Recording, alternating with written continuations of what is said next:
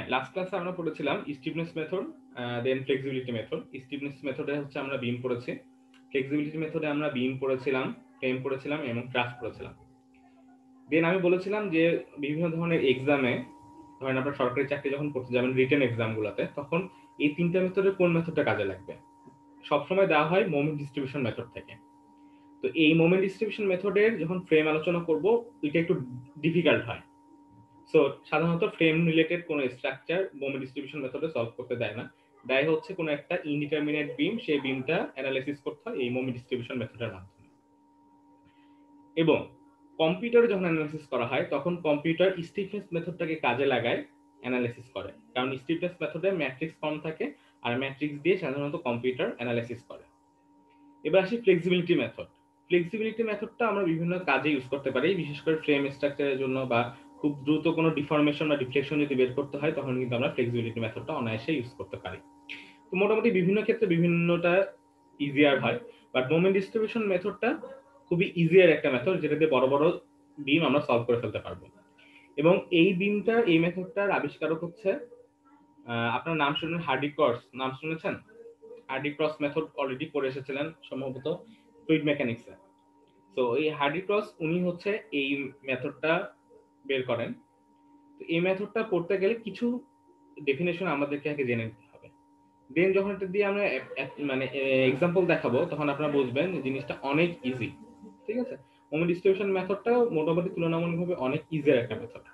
So প্রথমে আমরা শুরু করি যে আনব্যালেন্সড মোমেন্ট। আনব্যালেন্সড মোমেন্ট এই নামগুলোকে বলে নিই, তারপর আমি বলছি। Unbalanced moment, carry over moment and distribution factor. So এই জিনিসটার ডেফিনেশন আমি একটা ফিগার দিয়ে বলি।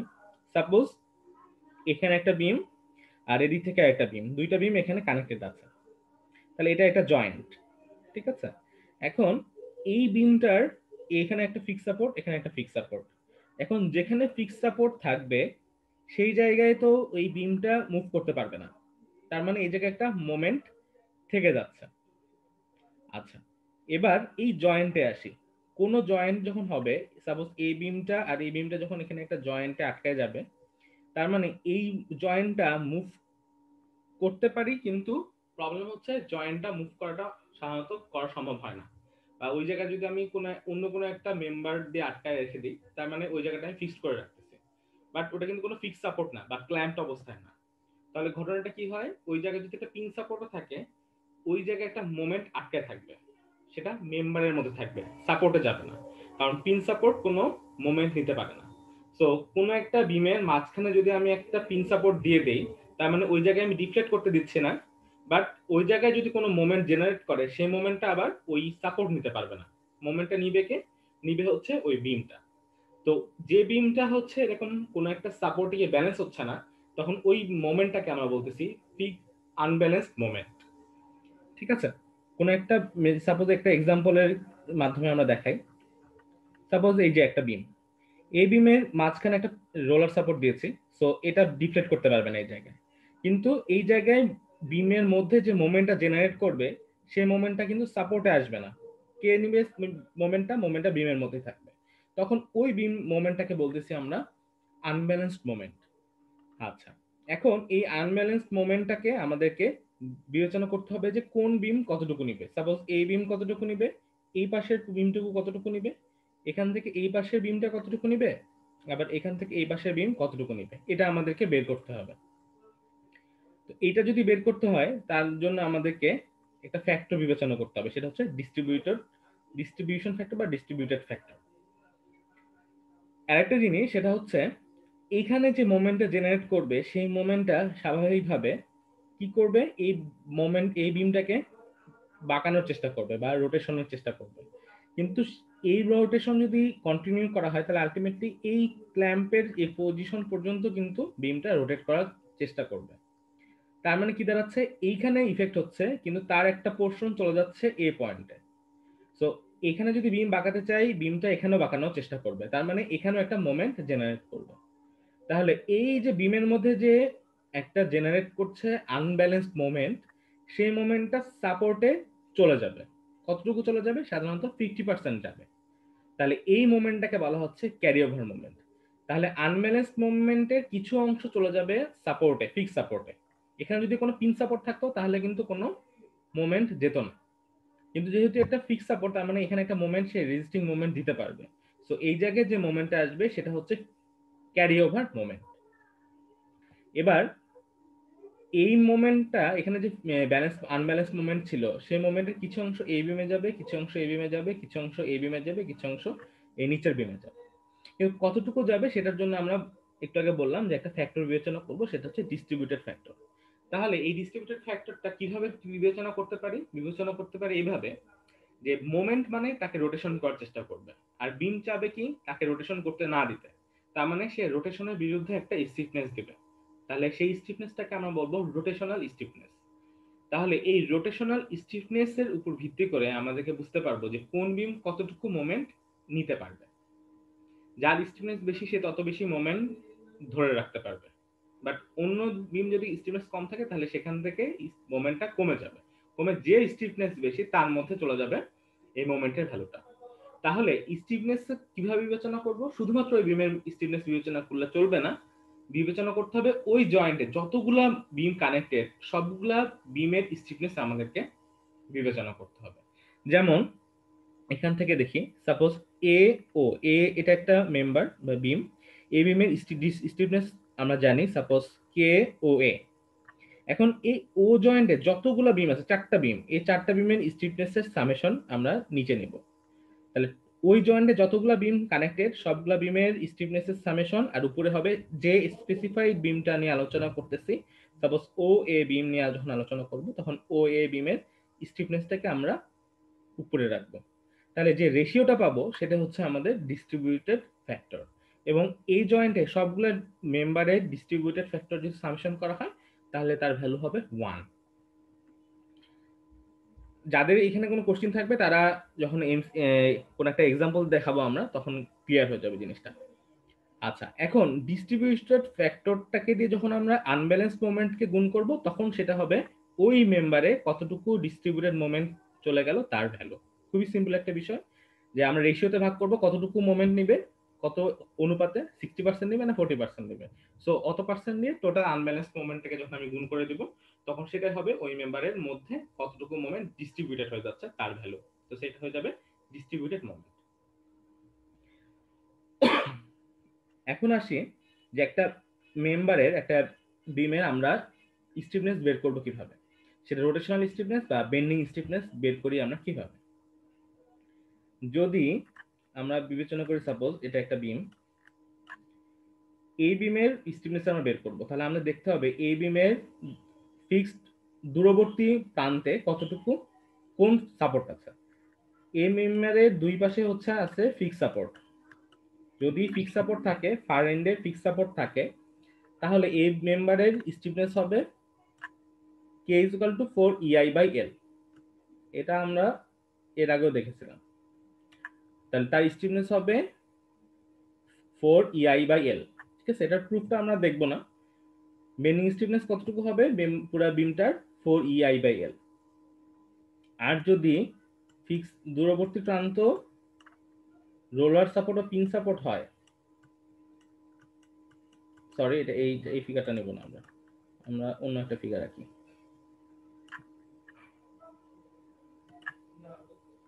সাপোজ এটা একটা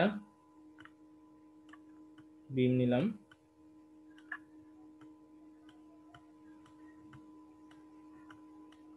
তাহলে এই বিমের স্টিফনেস হবে 3 EI বাই এল।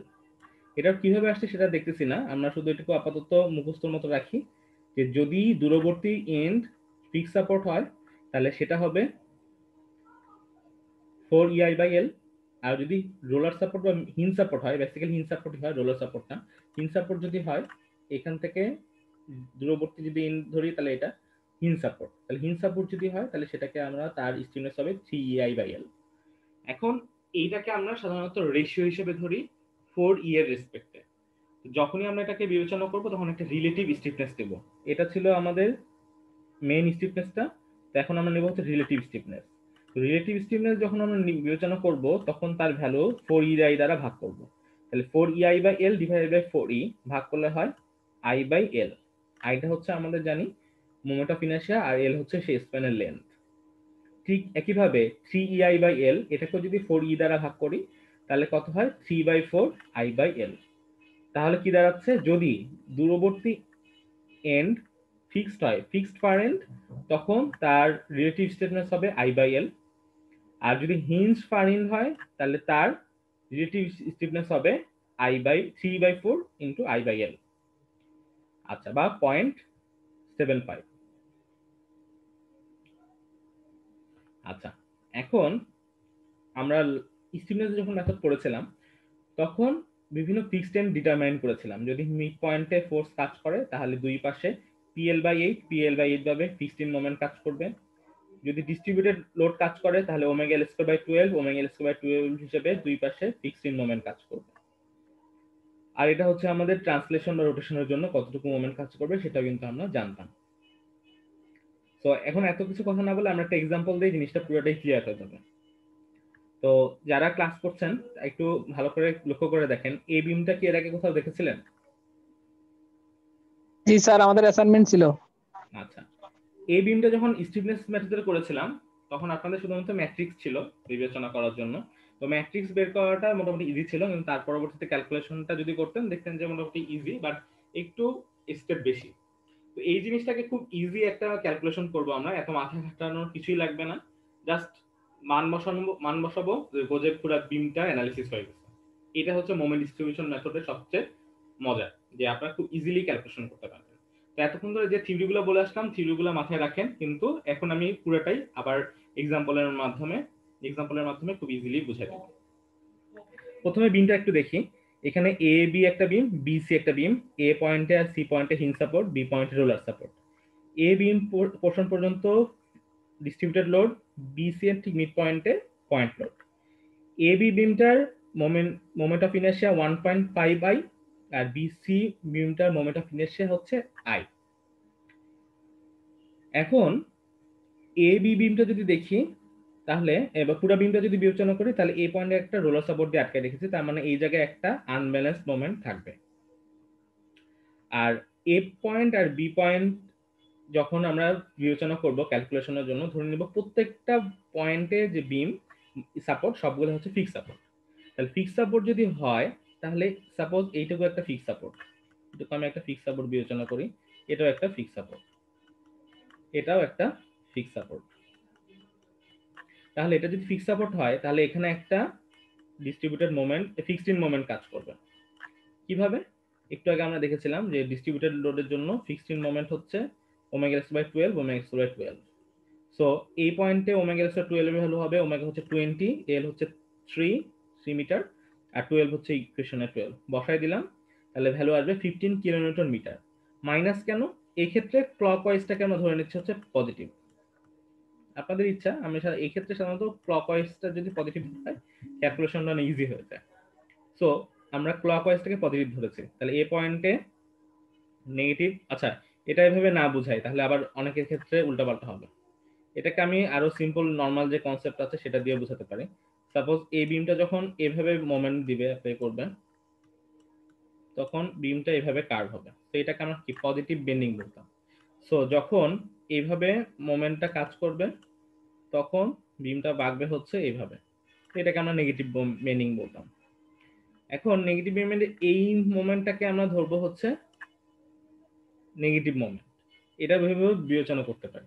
কিন্তু সবচেয়ে ইজি হচ্ছে সাধারণত এখানে যে ক্যালকুলেশনটা আমরা করি সেটা হচ্ছে ক্লকওয়াইজটাকে আমরা ধরে নিব হচ্ছে পজিটিভ মোমেন্ট। তাহলে ক্লকওয়াইজটা হচ্ছে আমাদের এখানে পজিটিভ মোমেন্ট। তাহলে এখানে অ্যান্টি ক্লকওয়াইজ কাজ করছে, তাহলে এখানে আমরা তাহলে -15 কিলোনিউটন মিটার, এখানে হচ্ছে ক্লকওয়াইজ কাজ করছে সেটা হচ্ছে +15 কিলোনিউটন মিটার। এবার বিসি এর জন্য যদি দেখি তাহলে এই ফর্মুলাটা অ্যাপ্লাই করব আমরা। মিড পয়েন্টে পি লোড কাজ করলে এখানে PL/8, এখানেও কাজ করবে PL/8, তাহলে এটা হবে মাইনাস, এটা হবে প্লাস। তাহলে এখানে দেখি এই যে -PL/8, দ্যাট ইজ এই পয়েন্টে কাজ করবে একটা, এই পয়েন্টে একটা মোমেন্ট কাজ করবে। PL/8 যদি দেখি, পি হচ্ছে 20, এর হচ্ছে এখানে 3, তাহলে P into L divide by 8, formula হচ্ছে -7.5 হবে এই এন্ডে বি পয়েন্টে, আর এই পয়েন্টে কাজ করবে +7.5 কিলোনিউটন মিটার। তাহলে ফিক্সড ইন মোমেন্টগুলো আমরা বের করে ফেললাম। এরপর আমরা যেটা দেখবো সেটা হচ্ছে স্টিফনেস কতটুকু বেন্ডিং স্টিফনেস। যেমন এখানে দেখি এই বিমটা যখন বিবেচনা করব, এই বিমের ফার ইন হবে তখন দূরবর্তী প্রান্ত হচ্ছে এইটা, এই বিমের দূরে আছে হচ্ছে রোলার হিঞ্জ সাপোর্ট।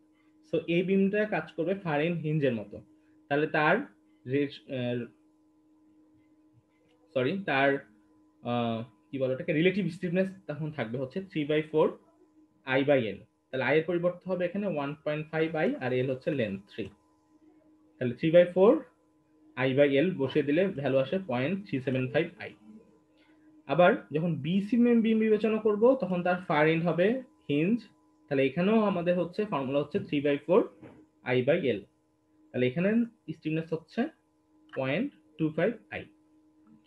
স্টিফনেসটা বের করার একটাই স্যার আমরা ওই স্যার একটা প্রশ্ন ছিল স্যার। কি বলেন? আমরা ওই যে মানে ইয়ে এন্ডে যে আমরা হিঞ্জ ধরে নিছি, ওটা কি পিন সাপোর্টটাকে হিঞ্জ ধরছি?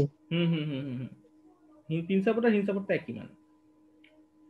জি আচ্ছা, এরপরে যে কাজটা করব সেটা হচ্ছে আমরা স্টিফনেস ভ্যালু বের করলাম, এখন আমাদের ডিস্ট্রিবিউটেড ফ্যাক্টরটা বের করব।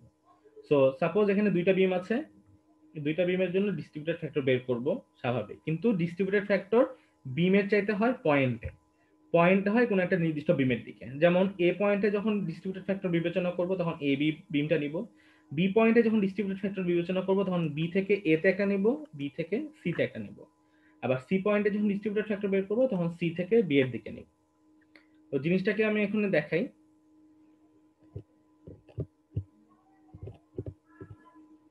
এই যে এখানে সাপোজ এ পয়েন্টে এ বি বিমটার আমাদের ডিস্ট্রিবিউটেড ফ্যাক্টর বের করব। তাহলে কি করতে হবে, এ পয়েন্টে যতগুলা বিম আছে সবগুলা বিমের স্টিফনেস নিব এবং যে বিমটা বিবেচনা করতেছি সেই বিমের স্টিফনেসটা নিব। এ পয়েন্টে কানেক্টেড বিম হচ্ছে এ বি, তাহলে এ বি এর স্টিফনেস যেটা আমরা পেয়েছিলাম 0.375 I। তাহলে এখানে 0.375 I আমরা বসাই দিলাম। এবার নিচে নিব হচ্ছে ওই পয়েন্টে যতগুলা মোমেন্ট যতগুলা ফিক্সড ইন সরি যতগুলা বিম কানেক্টেড তার স্টিফনেস। তাহলে এই পয়েন্টে কানেক্টেড হচ্ছে শুধুমাত্র এ বি বিম, তাহলে এই বিমের স্টিফনেসটা নিলাম। এবার দেখবো এখানে যে সাপোর্টটা আছে সেই সাপোর্টে যদি কোনো একটা বিম বিবেচনা করতাম তার স্টিফনেস কতটুকু হতো। পিন সাপোর্টে কোনো স্টিফনেস থাকে না, কখন বেন্ডিং স্টিফনেস, কারণ পিন সাপোর্টে বিমটা ইচ্ছা মতো বেন্ড করতে পারে। সো পিন সাপোর্টে বেন্ডিং স্টিফনেস 0। সো এখানে আমরা তখন নিলাম 0। তাহলে রেশিও আসতেছে এখানে হচ্ছে 1। তার মানে এ পয়েন্টে এ বি এর ডিস্ট্রিবিউটেড ফ্যাক্টর হচ্ছে আমাদের 1। এবার বি পয়েন্টে আসি। বি পয়েন্টে যখন ডিস্ট্রিবিউটেড ফ্যাক্টর বের করব তখন বি পয়েন্ট থেকে একবার এ পয়েন্টে যাব, বি পয়েন্ট থেকে একবার সি পয়েন্টের দিকে যাব। তাহলে বি পয়েন্টে distributed factor k B by total summation of k. তাহলে কে বি হচ্ছে এ বি থেকে এ পয়েন্টের পর্যন্ত distributed factor, sorry bending stiffness, আর নিচে হবে এ বি এবং বি সি এর স্টিফনেস। তাহলে কে বি এর স্টিফনেস আমরা দেখে এসেছিলাম 0.375 বসিয়ে দিলাম। এবার বি থেকে এর একটা নেব, বি থেকে সি এর একটা নেব, তাহলে 0.375 আবার হবে রিপিট। আর বি সি এর স্টিফনেস হচ্ছে 0.25, তাহলে 0.25 আই। তাহলে এটার রেশিও হচ্ছে 0.6, তাহলে 0.6 হচ্ছে বি থেকে এ এর ডিস্ট্রিবিউটেড ফ্যাক্টর। সিমিলারলি বি থেকে সি এর ডিস্ট্রিবিউটেড ফ্যাক্টর পাবো 4, আবার সি এর ডিস্ট্রিবিউটেড ফ্যাক্টর পাবো হচ্ছে 1। এখন যে কাজটা করবো সেটা সবচেয়ে বেশি ইম্পর্টেন্ট, সেটা হচ্ছে এই জয়েন্ট গুলা প্রথমে এইভাবে আমরা বানাবো একটা ছক। প্রথমে নিব জয়েন্ট। জয়েন্ট কি ছিল, এ পয়েন্ট ছিল একটা, বি পয়েন্ট ছিল, সি পয়েন্ট ছিল। বিমটা ছিল কিরকম, এখানে একটা এ পয়েন্ট পিন, এখানে একটা রোলার, এখানে একটা পিন, এখানে একটা রোলার ছিল, আর এখানে ছিল হচ্ছে পিন, এখানেও পিন। তাহলে এটা এ ছিল, এটা বি, এটা হচ্ছে সি, জয়েন্ট গুলো বসাই দিলাম এ বি সি। এখন এ জয়েন্টে মেম্বার কানেক্ট কত, A B member connected A জয়েন্টে, আর বি জয়েন্টে হচ্ছে A B and B C member connected. এই যে এ পয়েন্টে A B member connected, B পয়েন্টে B A and B C member connected, C পয়েন্টে সি বি মেম্বার কানেক্টেড। এবার ডিস্ট্রিবিউটেড ফ্যাক্টরটা বসাবো। ডিস্ট্রিবিউটেড ফ্যাক্টর এ পয়েন্টে পেয়েছিলাম আমরা 1, সি পয়েন্টে পেয়েছিলাম 1, বি পয়েন্টে একটাতে পেয়েছিলাম 0.6, একটা হচ্ছে 0.4, তাহলে 0.6 আর 0.4 বসাই দিলাম। এবার ফিক্সড ইন মোমেন্টটা দেখি। ফিক্সড ইন মোমেন্ট আমরা এখানে পেয়েছিলাম -15, এই পাশে পেয়েছিলাম +15। এই বিমটার জন্য এই পাশে পেয়েছিলাম -7.5, এই পাশে পেয়েছিলাম +7.5। তাহলে এখানে -15 +15 -7.5 -7.5 এইটুকু হওয়ার পরে আমরা একটা ক্ষান্ত দিব, কারণ এইটুকু আমরা এই ফিগার থেকে পেলাম। এখন যে কাজটা করব এই কাজটা সবচেয়ে বেশি ইজি, এবং এটা দিয়ে আমাদের সব কাজ শেষ হয়ে গেছে অলরেডি, আমাদের আর কোনো কিছু করার দরকার নেই। এবার যেটা করব সেটা হচ্ছে আমাদের ব্যালেন্স করব। ব্যালেন্স করব কিভাবে, এখানে একটু খেয়াল করে দেখি, এখানে -15 আছে, ডিস্ট্রিবিউটেড ফ্যাক্টর কত 1, তাহলে একে ব্যালেন্স করব -15 × 1, সামনে একটা মাইনাস বসায় দেব, তাহলে হয়ে গেল +15। এবার মাইনাস এই বি পয়েন্টে কতটুকু মোমেন্ট কাজ করতেছে, +15 -7.5, তাহলে হিসাব কত আসলো এখানে, +15 -7.5 দ্যাট ইজ +7.5। এবার +7.5 কে দিয়ে একবার 0.6 গুণ করব, +7.5 দিয়ে একবার -4 কে কাউন্ট করব। এই যে এটা হচ্ছে এই দুইটা থেকে আসছে +7.5, +7.5 থেকে ইনটু 0.6 গুণ করলে আসলে 4.5, তার আগে মাইনাস বসিয়ে দিলে -4.5। আবার +7.5 এর সাথে 0.4 গুণ করলে যেটা আসে সেটার আগে আমরা মাইনাস বসাই দিব, তাহলে -3 চলে আসবে। এবার একইভাবে এখানে +7.5 ছিল, +7.5 × 1, সামনে একটা মাইনাস বসাই দিলাম, তাহলে আসলো -7.5। তাহলে এইটা হচ্ছে আমাদের ব্যালেন্স করলাম মাইনাস দিয়ে, যে যেরকম ভাবে আছে তার বিরুদ্ধে আমি সেরকম মোমেন্ট অ্যাপ্লাই করলাম, তাহলে সেইটা হচ্ছে আমাদের ব্যালেন্স মোমেন্ট। তাহলে এটা আমরা ব্যালেন্স করে দিলাম, প্রথম ব্যালেন্স। এবার ব্যালেন্স করার পর আমাদেরকে যে মোমেন্টটা আটকে থাকলো তাকে, স্যার ব্যালেন্স মোমেন্ট আর একটু বুঝান স্যার, বুঝি হ্যাঁ নাই। ব্যালেন্স মোমেন্ট আরো বুঝাচ্ছি, যেখানে যেটুকু মোমেন্ট থাকবে সেটাকে আমি ব্যালেন্স করে দিব, তাকে ততটুকু মোমেন্ট বুঝাই দেবো, যে আপনি তার যেখানে যেখানে যতটুকু মোমেন্ট ছিল তাকে ততটুকু মোমেন্ট আমি ফিরিয়ে দিলাম, কিন্তু মাথায় রাখবো সেই মোমেন্টটা সেভাবে ব্যালেন্স করব যেভাবে তারা স্টিফনেস নিতে পারে। খুবই সিম্পলি দেখি, এখানে -15 ছিল, তাহলে আমি +15 দিয়ে তাকে বুঝাই দিলাম, ব্যালেন্স করে দিলাম। +7.5 ছিল, -7.5 দিয়ে ওটাকে ব্যালেন্স করে দিলাম। স্যার বি পয়েন্টে বি যখন ব্যালেন্স করতে যাব তখন জি বলেন। বিসি তে স্যার -7.5 তো -3 হচ্ছে কেন স্যার, ব্যালেন্স কিভাবে করছে অ্যাকর্ডিং টু +7.5 এটার থেকে অনুযায়ী তো -7.5 দিয়ে দিলাম স্যার ওই এই যে বিসিতে। দিছে দিছে হ্যাঁ ওটাই জি স্যার বলতেছি, ওটাই বলতেছি। এখন আমি যেটা করব, এখানে +15 ছিল, -7.5 ছিল, তাহলে টোটাল থাকলো কত এখানে, +7.5, তাই না? প্লাস জি তাহলে +7.5 × 6 গুণ করলে কত আসে, গুণ করে দেখেন। গুণ করলে স্যার 4.5 4.5, কিন্তু 4.5 তার মানে কার সাথে আছে ডিস্ট্রিবিউটেড ফ্যাক্টরটা, বি এর সাথে, তাহলে জি ওই 4.5 হচ্ছে মাইনাস করে দিব হচ্ছে বি এর, আর বাকি জি থাকে 3, সেই 3 মানে কে 7.5 × 4 করলে পাবো 3, তাহলে 3 কে ব্যালেন্স করবো -3 দেয়, তাই জি জি -3 দিয়ে স্যার ওকে ব্যালেন্স করলাম। এই ব্যালেন্স করার পরে এখন আমাদেরকে যে মোমেন্টগুলো থেকে গেল তাকে ক্যারি ওভার করতে হবে। এখন ক্যারি ওভার কোথায় যাবে, একটু আগে বলেছিলাম মোমেন্ট ক্যারি করতে পারবে শুধুমাত্র ফিক্সড ইন, তাহলে ফিক্সড ইন ছাড়া অন্য কোথাও মোমেন্ট যাবে না। তাহলে এই যে +15, একটু খেয়াল করি, এইখান থেকে যে মোমেন্ট আটকায় থাকবে সেই মোমেন্টটা মাঝখানেটায় আসতে পারবে, কারণ এইখানের মোমেন্টটা বিম নিচ্ছে, সাপোর্ট নিবে না, কিন্তু এখানে কোনো বিম কোনো মোমেন্ট নিতে পারবে না। আবার এখান থেকে যে মোমেন্টটা আছে সেই মোমেন্টটা কিন্তু এই পাশে যেতে পারবে না, কারণ এখানে হিন সাপোর্ট এবং লাস্ট ইন পয়েন্ট, তার মানে এখানে বিমও নিতে পারবে না, মেম্বারও নিতে পারবে না, সরি বিমও নিতে পারবে না, সাপোর্ট নিতে পারবে না, কিন্তু এখানে সাপোর্ট নিতে পারবে না বাট বিম নিতে পারবে। সো এদিক থেকে মোমেন্ট এদিকে ক্যারি ওভার করে আসতে পারে, বা এদিক থেকে মোমেন্ট এদিকে ক্যারি ওভার করে আসতে পারে, কিন্তু এই পয়েন্ট থেকে মোমেন্ট অপর দুইটা এন্ডে ক্যারি ওভার করে যেতে পারবে না। তো এখানে একটু খেয়াল করে দেখি, তার মানে এই +15টা আমাদের এই পাশে যাবে, কত যাবে, 50% যাবে, তাহলে +15 এর 50% 7.5 এদিকে চলে আসলো, -7.5 এর 50% এদিকে চলে আসলো -3.5, কিন্তু এই দুইটা মোমেন্ট কিন্তু এইদিকে যেতে পারবে না, যায়ও নাই। এবার এই ক্যারি ওভার করার পরে আমাদেরকে আবার ব্যালেন্স করতে হবে। তো ব্যালেন্স করব কিভাবে, +7.5 -3.75 এই দুটো যোগ করলে কত আসে, 3.75। এখন এই 3.75 আবার গুণ করবো এখানে 0.6 দিয়ে, তাহলে আসে 2.25, তাকে আবার আবার মাইনাস করে ব্যালেন্স করব। আবার 3.75 তাকে 0.4 দিয়ে গুণ করব, তার ভ্যালু আসে 1.5, তাকে আবার মাইনাস দিয়ে ব্যালেন্স করলাম। এখন ব্যালেন্স করার পর আবার কি করব, ক্যারি ওভার, কিন্তু ক্যারি ওভার করতে গেলে দেখতে পাচ্ছি ব্যালেন্সে শুধুমাত্র এ বি পয়েন্টে আছে, বি পয়েন্ট থেকে এ পয়েন্টে বা বি পয়েন্ট থেকে সি পয়েন্টে কোনো ক্যারি ওভার মোমেন্ট যাবে না। সো আমাদের এখানে ক্যারি ওভার প্রসিডিউরটা অফ করে দিতে হচ্ছে। সো সো এই পর্যন্তই আমাদের ক্যালকুলেশন, এরপর আমরা আগাতে পারতেছি না। সো এই জায়গায় আমরা একটা টোটাল হিসাব করব। টোটাল হিসাব করে যদি দেখি তাহলে এ পয়েন্টে কতটুকু মোমেন্ট আসে এখনো দেখি। ফিক্সড মোমেন্ট ছিল -5 15, ব্যালেন্স ছিল +15, আর এদিকে কোনো ভ্যালু নাই, এই দুটো যোগফল আসে 0, আমরা এখানে 0 বসাই দিলাম। এবার এখানে ফিক্সড মোমেন্ট ছিল +15, দেন 4.5 মাইনাস +7.5 মাইনাস 2.5, এই চারটা ভ্যালু যদি যোগ করি তাহলে যোগ করার ভ্যালু আসবে +15.75। একইভাবে যদি এদিকে বিবেচনা করি -7.5 -3 -3.5 -1.5, এই সবগুলো যোগ করার ভ্যালু আসবে হচ্ছে -15.75। আবার সি পয়েন্টে যদি দেখি এখানে ফিক্সড মোমেন্ট +7.5, এখানে -7.5, এটার সামেশন যদি করি তাহলে তার ভ্যালু আসতে হচ্ছে 0।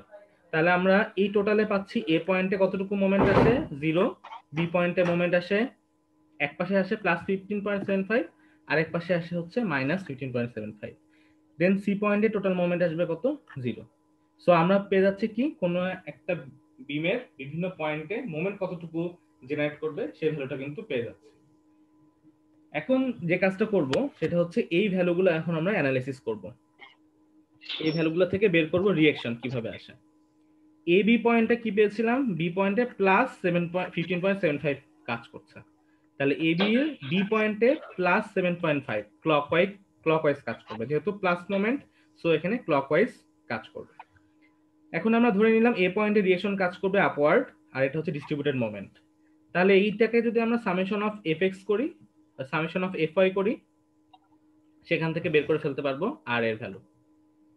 সরি ভুল বলেছি, এখানে আপনাদের সামেশন অফ করতে হবে না, এখানে মোমেন্ট ক্যালকুলেশন করতে হবে, summation of moment. Summation of moment যদি বিবেচনা করি বি পয়েন্টে, তাহলে বের করে ফেলতে পারবো এ পয়েন্টে কতটুকু ফোর্স কাজ করতেছে। সাপোজ এ পয়েন্টের সাপেক্ষে যদি মোমেন্ট নেই, এটা হচ্ছে আর এ, এটা হচ্ছে আর এ, তাহলে এ পয়েন্টে এ ফোর্সে যে আর এ ক্লকওয়াইজ মোমেন্ট দিবে, তাহলে আর এ ইন্টু 3 মাইনাস 20 ইন্টু 3 ইন্টু 20/2, 3/2, এখানে 3/2 মানে মিড পয়েন্টে অ্যান্টি ক্লকওয়াইজ মোমেন্ট দিবে। সো এই ক্যালকুলেশন থেকে 20 ইন্টু 3 ইন্টু 1.5 ভ্যালুটা পেয়ে যাবো। আর এখানে তো ক্লকওয়াইজ 15.75 আগে থেকে কাজ করছিল, টোটাল সামেশন হবে 0। সো এখন এখান থেকে আর এর ভ্যালু পেয়ে যাব 24.75। সিমিলারলি সি এর পয়েন্টেও রিঅ্যাকশনের ফোর্স আর সি পেয়ে যাব 4.75। এখন টোটাল সামেশন যদি করি আর এ প্লাস আর বি প্লাস আর সি, সেক্ষেত্রে টোটাল যে ভ্যালুটা সেটা কতটুকু হবে সেটাই আমরা বিবেচনা করবো। এখানে আবার খেয়াল করি, আমি এখানে আর এ বের করেছিলাম, আর সি বের করেছিলাম, আর সি বের করার পরে এই যে এখান থেকে দেখি আমরা এখানে আমরা আর এ বের করলাম, আর আর এ এবং হচ্ছে আর সি বের করলাম, এখন বাকি থাকে হচ্ছে আর বি। এখন আর এ প্লাস আর বি প্লাস আর সি করলে আমাদের কত আসবে 20 ইন্টু 3 প্লাস 20, তাহলে এখান থেকে আমরা বের করে ফেলতে পারবো হচ্ছে আর বি এর ভ্যালুটা। তাহলে আর বি আর সি এবং আর এ যদি বের করে ফেলতে পারি, আর আমরা প্রত্যেকটা পয়েন্টে মোমেন্টের ভ্যালুটা কিন্তু জানি, প্রত্যেকটা পয়েন্ট বলতে এ পয়েন্টে মোমেন্টের ভ্যালু পেয়েছিলাম 0, বি পয়েন্টে এ পোর্শনে ক্লকওয়াইজ ছিল হচ্ছে 15.75, আর এই পাশে হচ্ছে -15.75, আর সি পয়েন্টে তো মোমেন্ট জানি 0। আবার এ পয়েন্টে বি পয়েন্ট এবং সি পয়েন্টের রিঅ্যাকশন আমরা জানি। সো এইটাকে যদি আমরা এখন গ্রাফে বসিয়ে দিই তাহলে এসএফডি এবং বিএমডি ইজিলি বের করে ফেলতে পারবো। এসএফডি বিএমডি তো আমরা আগে দেখেছি কিভাবে ক্যালকুলেশন করতে হয়, আর এখানে তো আমরা সবকিছু ক্যালকুলেশন করে ফেললাম, মোমেন্ট, রিঅ্যাকশন আর ডিস্ট্রিবিউট অ্যাপ্লাইড লোড সবকিছুই আমাদের হাতের নাগালেই আছে। তো আমরা ইজিলি এসএফডি এন্ড বিএমডি বের করে ফেলতে পারবো। তো এইটাই ছিল আপনাদের ক্যালকুলেশনটা, এখান থেকে এসএফডি ফিগার আউট করা হয়েছে কেমন হবে, এখানে বিএমডিও কেমন আছে, কেমন ক্যালকুলেশন হবে সে ভ্যালুটাও এখানে দিয়ে দেওয়া আছে, গ্রাফটাও দিয়ে দেওয়া আছে। তো আপনাদের পরীক্ষায় অ্যাসাইনমেন্টে যেটা দিয়েছিলাম স্টিফনেস মেথডে, সেটা হচ্ছে আসলে এ বিমটাই, কিন্তু স্টিফনেস মেথডে ক্যালকুলেশন করতে গেলে আপনাদের অনেক কিছু বিবেচনা করতে হতো, ফিক্স সাপোর্ট ধরে দেন আমার রোটেশন ঘটানো হতো, বা ফিক্সড মোমেন্ট কতটুকু হবে, দেন সেখান থেকে আবার আমাদের ডকি বের করতে হতো, ডকি ক্যালকুলেশন করে আবার হিসাব নিকাশ করতে হতো।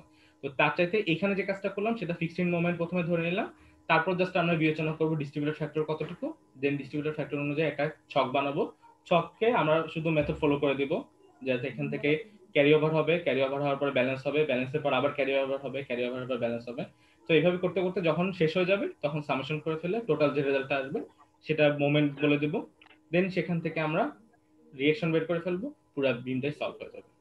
তো এটাই ছিল হচ্ছে আমাদের আজকের মোমেন্ট ডিস্ট্রিবিউশন মেথডের মেইন ক্লাস। আর আপনাদের যদি ক্যালকুলেশন করতে হয় নিজেদের ইচ্ছা মতো, তাহলে এই বিমটা আপনারা সলভ করে দেখবেন, এটাও ইজি। এখানে এটাও আগের মতোই থাকবে, বরং আরো ক্যালকুলেশন এখানে ছোট হবে। এখানে লোড একটাই দেওয়া আছে, এক ধরনের লোড সব জায়গায়, এবং এখানে ফিক্স সাপোর্ট, তাহলে ফিক্স সাপোর্ট হয়ে গেলে আমাদের ক্যালকুলেশনটা জিরো হয়ে যাবে এর জন্য। সরি, এখানে ক্যালকুলেশনে আপনাদের আরো ইজি হয়ে যাবে ফিক্সড ডিস্ট্রিবিউটেড ফ্যাক্টর বিবেচনা করার জন্য। আর এখানে হচ্ছে আমাদের এই মিড পয়েন্টে মোমেন্ট জেনারেট করবে, পয়েন্টও মোমেন্ট জেনারেট করবে। তো আগে শুধুমাত্র এখানে মোমেন্ট ছিল না, এই যে এখানে মোমেন্ট ছিল না, এখানে মোমেন্ট জিরো ছিল, এখানে মোমেন্ট জিরো ছিল, কিন্তু এখন ফিক্স সাপোর্ট হওয়াতে এখানে একটু মোমেন্ট থেকে যাবে। তো এইটাও একটু ক্যালকুলেশন করতে হবে আপনাদের। তো আপনারা এটা করে নেক্সট দিন দেখাতে পারেন, আমাকে চেক করে নিতে পারেন, এটা কোনো অ্যাসাইনমেন্ট হিসেবে থাকবে না আপনাদের। ঠিক আছে? আর কারো কোনো কোশ্চেন?